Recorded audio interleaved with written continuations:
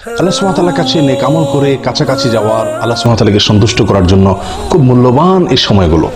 সেই সোনালী 5টি সময় কখন? তার প্রথমটি হলো জোহরের সময়।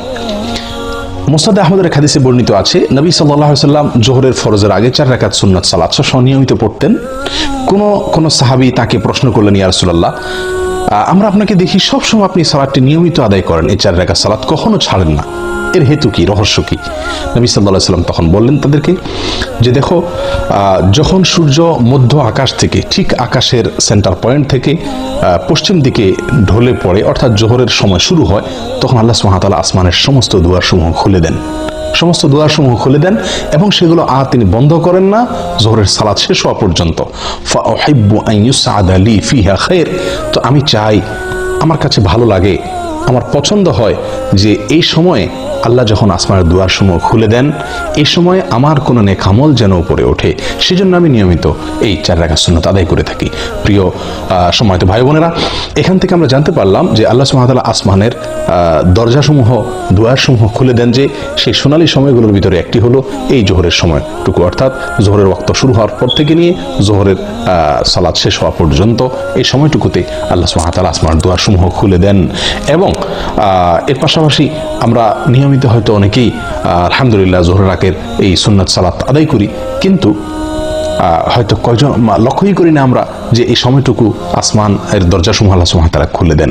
সেই কথা মাথায় রেখে যদি আমরা সালাত আদায় করি, এবং নবী সাল্লাল্লাহু আলাইহি সাল্লামের প্রিয় ছিল যে এই সময় কোনো নেক আমল যেন উপরে ওঠে, আর সেদিকে তাকায় যদি আমরা ওই 4 রাকাত সুন্নাত আদায় করি, নিঃসন্দেহে সেখানে ভিন্ন রকমের স্বাদ, ভিন্ন রকমের মাত্রা আমরা অনুভব করতে থাকবো। এইগুলো এক সময় জোহরের সময় আল্লাহ সুবহানাহু ওয়া তাআলা আসমানের দুয়ারসমূহ খুলে দেন, যেটি মুসনাদে আহমদের হাদিসে বর্ণিত হয়েছে বিশুদ্ধ সূত্রে। নাম্বার 2, আজানের পরের যে সময়টুকু, আজানের পর কিছু সময়, এই সময়ও আল্লাহ সুবহানাহু ওয়া তাআলা আসমানের দুয়ারসমূহ খুলে দেন।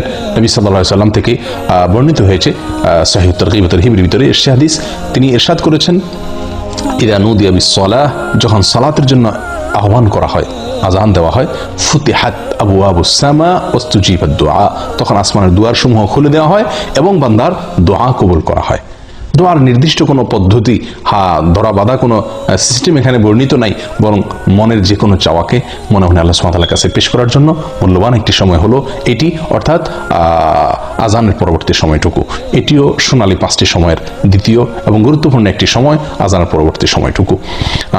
3 নম্বর যে সময়টি সোনালী 5টি সময়ের ভিতরে, সেটি হলো এক সালাতের পরে অপর সালাতের জন্য যখন মানুষ অপেক্ষা করে, এই সময়টুকু, এটিও খুব গুরুত্বপূর্ণ একটি সময়।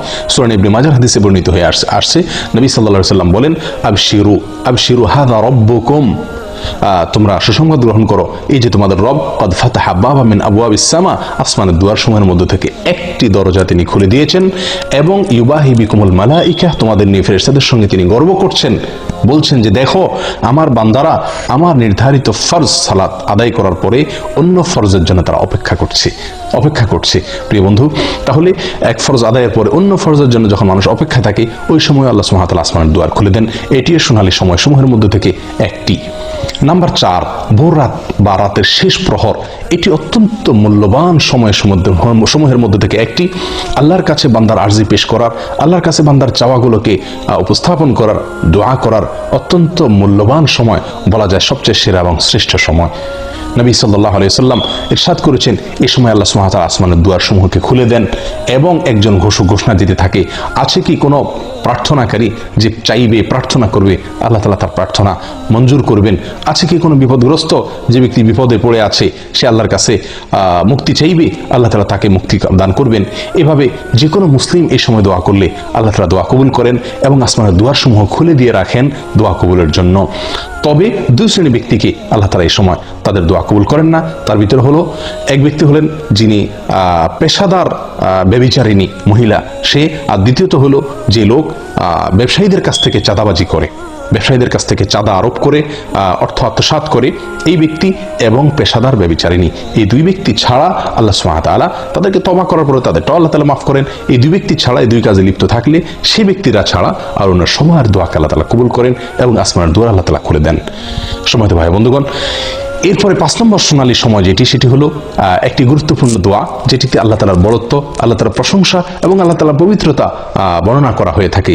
এই বিশেষ ভাষায় যখন আল্লাহ সুবহানাহু ওয়া তাআলার কাছে বান্দা দোয়া করে বা আল্লাহ তাআলার জিকির করে, তখন আল্লাহ সুবহানাহু ওয়া তাআলা আসমানের দুয়ার সমূহ খুলে দেন, যেটি সহিহ মুসলিমে বর্ণিত হয়েছে। আব্দুল্লাহ ইবনে আমর রাদিয়াল্লাহু তাআলা বলেন, একবার নবী সাল্লাল্লাহু আলাইহি ওয়াসাল্লাম সালাত আদায় করছিলেন সাহাবীদেরকে নিয়ে। পিছন থেকে কেউ একজন একটি দোয়া পাঠ করলেন। দোয়াটি হলো এই: আল্লাহু আকবার কবীরা ওয়ালহামদুলিল্লাহি কাসীরা ওয়া সুবহানাল্লাহি বুকরাতাও ওয়া আসীলা। আল্লাহু আকবার কবীরা ওয়ালহামদুলিল্লাহি কাসীরা ওয়া সুবহানাল্লাহি বুকরাতাও ওয়া আসীলা। নবী সাল্লাল্লাহু আলাইহি ওয়াসাল্লাম সালাতের শেষে জিজ্ঞাসা করলেন, মানিল কায়েল, কোন ব্যক্তি এই দোয়াটি পাঠ করলেন? তখন যিনি পাঠ করেছিলেন তিনি বললেন, ইয়া রাসূলুল্লাহ, আমি পাঠ করেছি। নবী সাল্লাল্লাহু আলাইহি ওয়াসাল্লাম তখন বললেন, আমি আশ্চর্যান্বিত হয়ে গেছি, তোমার এই দোয়া পাঠের পর আল্লাহ সুবহানাহু ওয়া তাআলার পক্ষ থেকে আসমানের সমস্ত দুয়ার সমূহ খুলে দেওয়া হয়েছে, এটাকে অভ্যর্থনা জানানোর জন্য, এটাকে ইস্তেকবাল করার জন্য। তখন আব্দুল্লাহ ইবনে আমর রাদিয়াল্লাহু তাআলা বলেন যে এরপর থেকে আমি আর কখনো এই দোয়া পাঠ ছাড়িনি। সলাতের বাইরে সবসময় দোয়া পাঠ করা যায়। আল্লাহু আকবার কবীরা ওয়ালহামদুলিল্লাহি কাসীরা ওয়া সুবহানাল্লাহি বুকরাতাও ওয়া আসীলা। আমি আবারও সংক্ষেপে এই 5টি শোনার সময় আপনাদেরকে জানিয়ে দিচ্ছি। তার প্রথম হলো জোহরের সময় শুরু হওয়ার পর থেকে নিয়ে জোহরের ফরজ সালাত শেষ হওয়া, জামাত শেষ হওয়া পর্যন্ত। আর দ্বিতীয়ত হলো আজান যখন দেওয়া হয় সালাতের, 5 ওয়াক্ত সালাতের আজানের পরবর্তী সময়টুকু। 3 নম্বর হলো এক সালাত পড়ার পরে মানুষ যখন অন্য সালাতের জন্য অপেক্ষমান থাকেন ওই সময়টুকু। নাম্বার 4 হলো ভোর রাতের সময়টুকু, রাতের শেষ প্রহর।